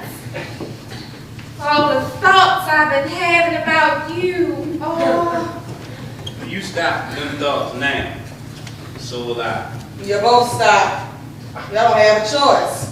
You're two nasty rascals. It would be real ugly, Riley, even for our family. At least you was a feather bed, baby. Be proud of that. You can stick your chest out for that. What in the hell is a featherbed baby? Well, that's a high honor. Yes, it is. See, our family used to make mattresses out of gooses, chicken, and turkey feathers. We would collect the feathers from the woods and the barnyards for months. And then our mama, Caroline, and her friends would get a bunch of sheets together, sew them up, and stuff them with the turkey, gooses, and chicken feathers. Oh, those mattresses were soft and nice, and gentle as an angel's smile. Like sleeping on a cloud. You could just feel that feather mattress put his arms around you, hug you. The featherbed mattresses will give you the best dreams you ever had. Mama had just finished making one of them masterpieces when Emily and Gus started courting.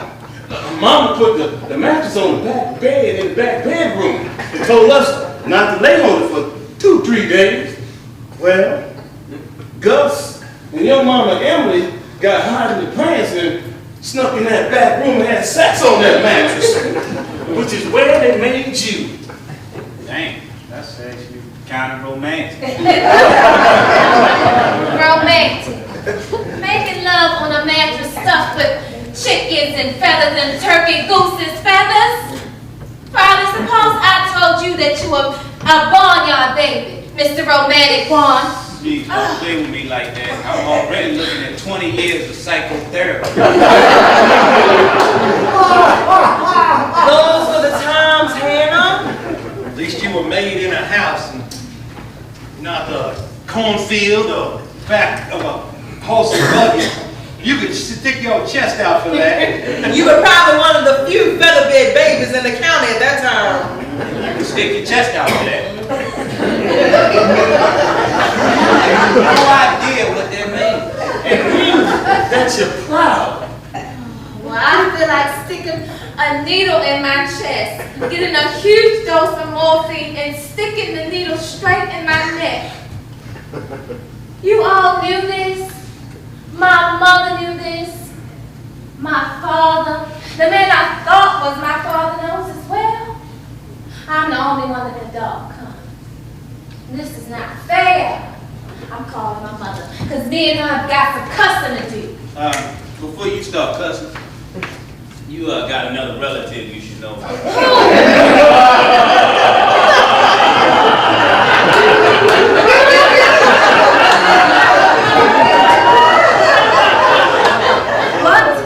That would be yours truly. Your daddy and Gordon, first cousins. How? And damn! Oh, and I do mean damn! his daddy, brothers. Same father. That means that Casey. Mm-hmm. Oh, meet your new relative, boy. Me and her daddy were first cousins. Oh, shit. Exactly. She's our brother Gus's daughter. What? Anna, meet your new claimant. Oh, if I faint up in here, don't try me violent. Please, just let me go. Damn again. Well, at least we finally got a pretty cousin in the family. Excuse me. I mean, not as pretty as you, huh, Jess? That's what I thought you said.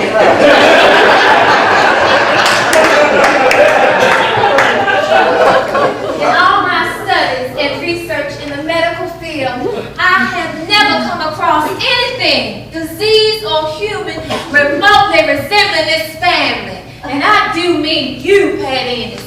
Well, that's a good thing. Means I'm special. It also means that you and Riley have got to pull back. Mm-hmm. Way back. Says who? Not me. What did I ever do to you people up there? Please tell me. Please. I hate to have to ask this, but in light of the way things are going here tonight, I feel that I have to. Daddy, Pat, my ex-wives, I wasn't kin to any of them, was I? Was that? I'm thinking, me too. About what? Which ones? No, boy, you wasn't kidding none of them gals. I knew their families. One thing y'all can know, though, divorce runs in the family amongst the men. It's hereditary. Skirt chasing runs in the family amongst the men, which causes the divorces. Nolan's got 3 acres of soybean that's got to be harvested. And then there's almost an acre of greens that need to be took to market. Not to mention the hogs and the chickens. Me and Casey will lend a hand. We got room to store some if you need it. I'll clean out the barn. We got an extra shed. And me and Jolie will chip in. I'll get my 2 boys to take some vacation time if we need some more help. I might be able to get a couple extra cousins to chip in. Good. We'll be fine. Well, howdy, everybody. I'm back with food. We can see. You sure look different. Oh, go on, Pat. You're just teasing. Mm-hmm. Girl, do you have to be so obvious? You all dressed up and Pat's wearing overalls. Is he worth it, honey? Well, I don't know yet, but I do intend to find out. Now back off me, please, honey. Is this the motor oil woman you were telling me about? You ain't anything. She don't smell like motor oil. She smells good, cuz. Because, who's he talking to? Oh, these are our cousins, Gordon and his son Casey. Your cousin? Wearing that Confederate flag t-shirt. You sure you're in the right family? So says the birth certificate. Yeah, I won't ask no questions. They say you people in this county are strange. So don't tell me nothing that I don't need to know. No problem. Well, she's not nosy, Pat. That's one strike in her favor. Now, I brought you all some soup and some cornbread. Well, your cornbread special, Pat, is pan-fried. Ooh, my mama used to make pan-fried cornbread. I bet you know how to can okra and tomato, don't you? I bet you're right. These young women today don't know nothing about canning. Well, I can my vegetables fresh from the garden. Canning is a lost art. Lost forever. That's strike 2 in your favor. But before you strike out, I know what you're doing, and I don't like it. Making me hungry is what she's doing. You keep striking me. Well, good, because there's enough for everybody. When you finish the soup, there's also a passel of chicken and dumplings. Well, I cook my chicken and dumplings with smoked turkey necks. Okay, all right. I love chicken and dumplings with smoked turkey necks, so that's okay. Yeah, girl, you my new best friend. How'd you know? It's called homework. Rachel told me. Her aunt took care of your mama before she passed on. That's right. She did. Oh, and this is our nephew Riley. I've already met Cookie.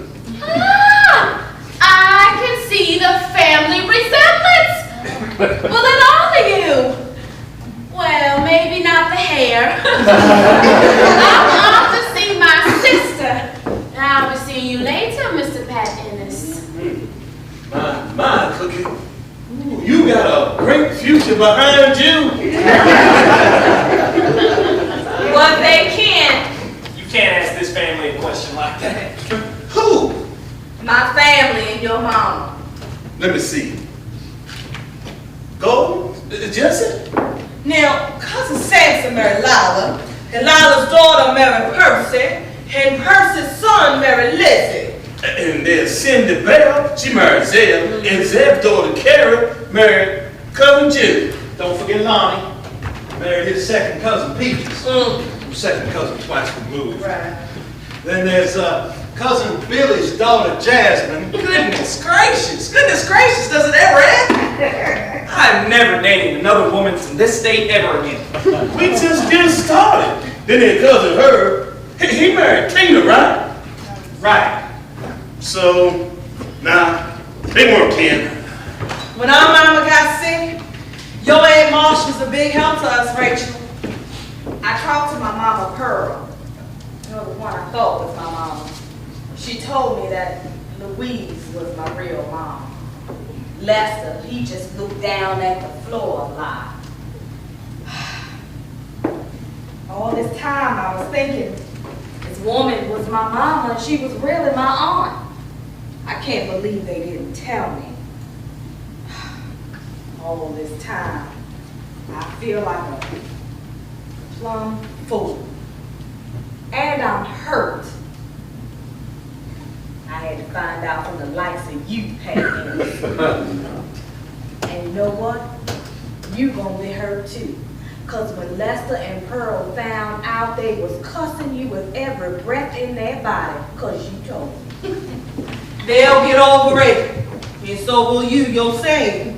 I know I may seem like a little old fight dog, but I can be a pit bull if I have to be. So Lester and Pearl weren't your real parents. What difference does it make as long as they loved you? And they obviously raised you right, Rachel. It's no damn easy chore. I'm gonna always tell my kids the truth. Lester and Pearl told me that my real mama lives in Atlanta, and that she never came back up here because she was ashamed of what she did to me. But I don't care about that, because I'm going down to Atlanta and I'm gonna find my mama. And you know what I'm gonna do, Riley? I'm afraid to ask. I'm gonna walk right up to her face and I'm gonna hug her. The biggest hug she ever had. And then I'm gonna buy her a necklace and put both our names on it, Rachel and Louise. What you think about that, Casey? I think she loved that, Rachel. And then we gonna go to lunch like two big shot ladies. And then I'm gonna find my dad. And I'm gonna buy him and Louise a brand new Buick. Right after I go back to work at the textile plant. That's real nice, baby. Real nice. Rachel, when you take your mama to lunch, it's on me. I'll split it with you, Gordon. Deal, you pay the tip. Come here, baby. Oh no, I'm not ready to like you yet. I'm gonna go see about my daughter. Rachel, I know how you feel. As a kid, I didn't know anything about my family. Well, the dark side, that is. Dark side. What are we now? Darth Vader? Episode of Star Wars? I found out when I was a grown man. Like you're a grown woman. And I felt cheated. I felt betrayed by my father, on my aunts. But I gained strength from that betrayal. And I vowed never to do that to another living soul, no matter what anybody else thinks. And damn what people think. What does your heart think? That's all that matters. I wish I knew what my heart thinks. I mean, I know that my head is really angry right now with a lot of people. But it's like you said, Casey, it's no damn easy chore. Casey, you're a farmer? Not a bad one neither. You never know it from them bleeding hot speeches, but he can grow a stand of feed corn with the best. He took that soft stuff from his mama. I think you got some preaching in you could. I like to chase women too much. Well, that's how you get to become a preacher. Especially if she belonged to somebody else. Hey there, cuz. Hey, cuz. How's my daddy? Did he open his eyes yet? No, he hasn't. But when I told him that I was his niece, Hannah, he squeezed my hand real tight. I could swear that he smiled. That was a good sign, right? Yeah, it was. My shift is over in 2 hours. I can fix dinner for everybody. Well, you got my vote. Where, what time, and make my 4 steaks well done. Thank you, sweetie, but we should stay here for pulling. There's enough food in the shopping bag. We won't starve. Well, maybe you go, Casey. Well, then I'm staying too. If it's all right. Is it all right? Yes, it is. Your family. Family, Riley. Get it? Tell her I called my mother, Mr. Ennis, and I told her that I had a conversation with you. The phone went silent on the other end. I knew then it was true. I asked her if she knew a man named Gus Ennis. Silence again. She said that we talk later. Then she said, I'm sorry. She said that over and over. Then Sinclair took the phone and he said the same thing. I'm sorry. We meant you no harm. There is nothing to be sorry for. You grew into a lovely woman, Hannah. Now, if it turned out like Riley and Casey, now that's something to be sorry about. Well, thank you, Aunt Jessie. We didn't know you cared so much. Well, I really feel numb right about now. This waiting room will never be the same to me. Maybe I should get a job someplace else. Surprise, surprise, Hannah. Whatever your last name is. Ennis. You're Ennis. Mac Ennis. Please, I'm confused enough. If you ever need to talk, I'm a good listener. I'm past judgment. You're always welcome down to the house. I mean that. Just don't ask me to take down my stars and bars. I mean that too. My door is always open. No, thank you. You talk too much.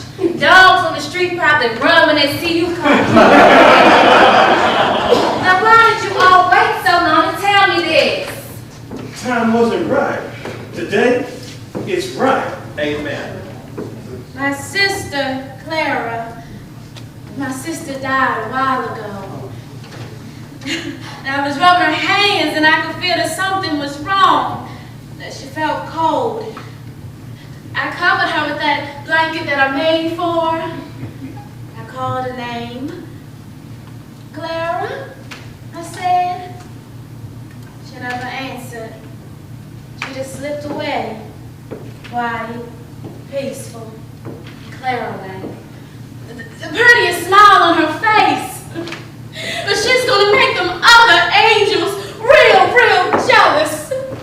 I am so sorry to hear that, Cookie. That speaks for all of us. Come on over here and sit down, dog. It'll be a small funeral. Me and Claire was all that's left. We got a few cousins scattered around here or there, but none care much about family. It's times like this when you wish you had some children or some nieces and nephews. My condolences, Cookie. I can tell you loved her very much. That's all that matters. Well, sickness and death will really make you see how important family is. That's what I've been preaching all day. And I think we heard you, okay? I'm right here by your side, darling. Is everything all right, Rachel? They're gonna keep my baby girl overnight till her fever goes down. I'm gonna spend the night with her. Her daddy will be over later after he picks the boys up from school. Well, she'll be fine. It's just a cold. It's normal. I changed my daughter's name. Her new name is Louise. Louise Cornelia Lewis. I want the spirits to recognize her when they come looking. And I'm gonna teach her the old Negro spirituals. And I want her to understand, you know, what that meant, working in the cotton fields, you know, not the new songs that they have in the clubs now. And I talked to my husband. We're going to change the boys' names. We're going to name them after my grandfather and my father, Jonah and Robert. ancestor names. I am proud of you, Rachel. See, I'm not as ignorant and stupid as some people may think. I don't know if I even like you. Yeah, so if I ever will. Don't feel bad. There are hundreds who feel the same way. Nurse Hamley, the nurse state, please. Nurse Hamley. 3:30, time for my rounds.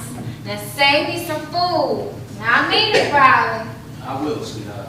Oops. I mean, cousin. Well, either one's fine with me. No! We'll see.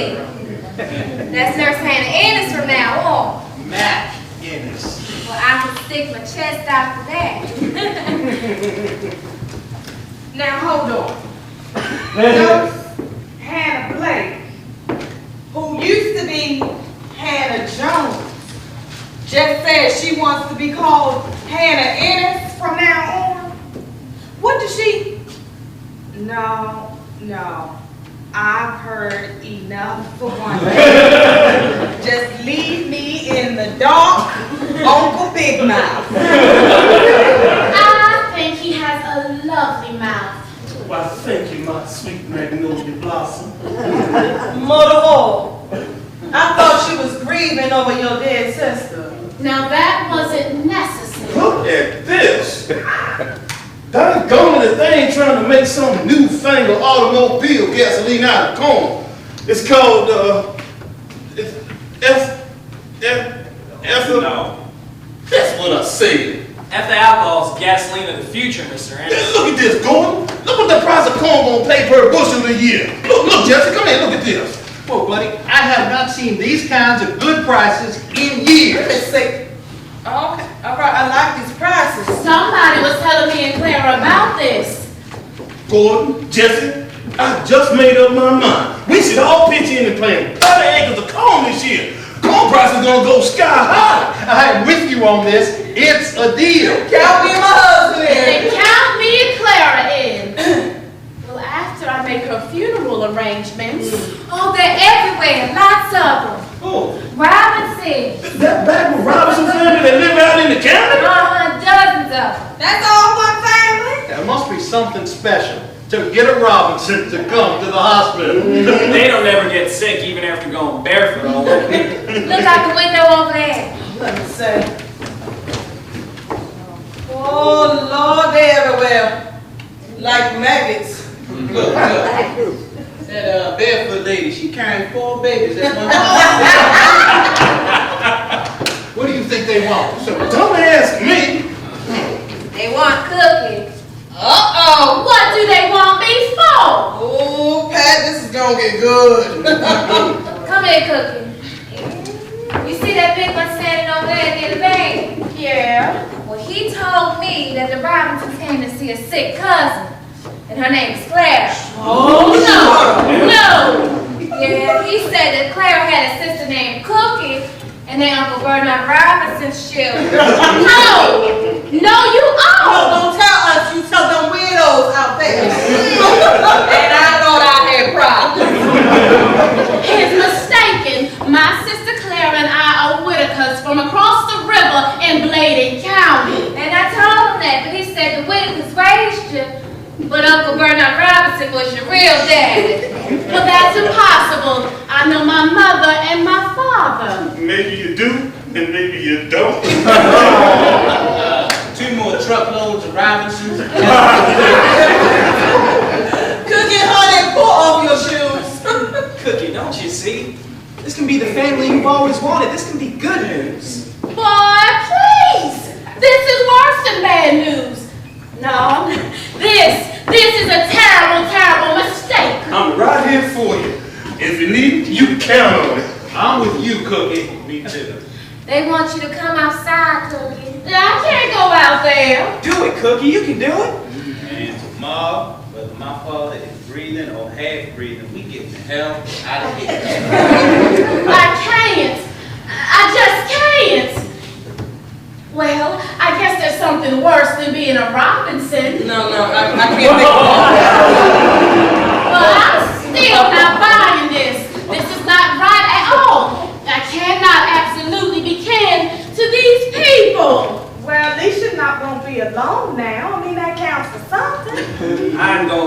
the state and getting a degree in psychotherapy. I will make a fortune in this town.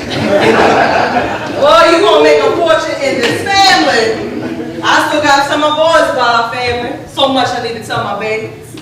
Isaac's 30 and Junior's 32, but they still my babies. Lord, how will I do it? I will find a way. Because like my people, I am steady and strong. Daddy, let's call Mama over in Baltimore. I like that, son. I like that a lot. I always did like Francine. Well, I guess I should go on out there, find out one way or the other. Always a southern lady cookie. Never bow or stoop low. A southern lady, always. Now come on, I'll go with you. Take my hand. Casey, I'm proud of you. The way you think. Don't let that go to your head. I love you, boy. I'm proud of you too, Daddy. Stars and bars and all. And you can let that go to your head. I love you, Daddy. Come on, boy. Let's go get some of this good gossip on Cookie.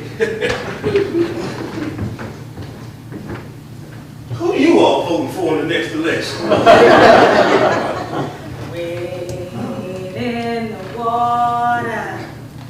Wade in the water, children. Wade in the water.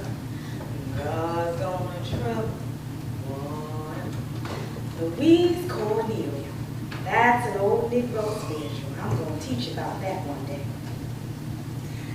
God's gonna trouble water. God's gonna trouble water.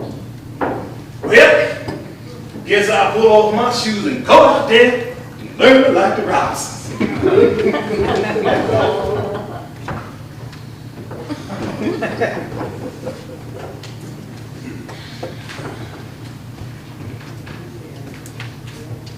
Rumor has it that Francine is pregnant with Gordon's baby at the ripe old age of 62. Her uterus must be real mad at her. Cookie changed her last name to Robinson and is now living with Uncle Pat out at his farmhouse. Me, Casey, Hannah, and Rachel are all very good friends.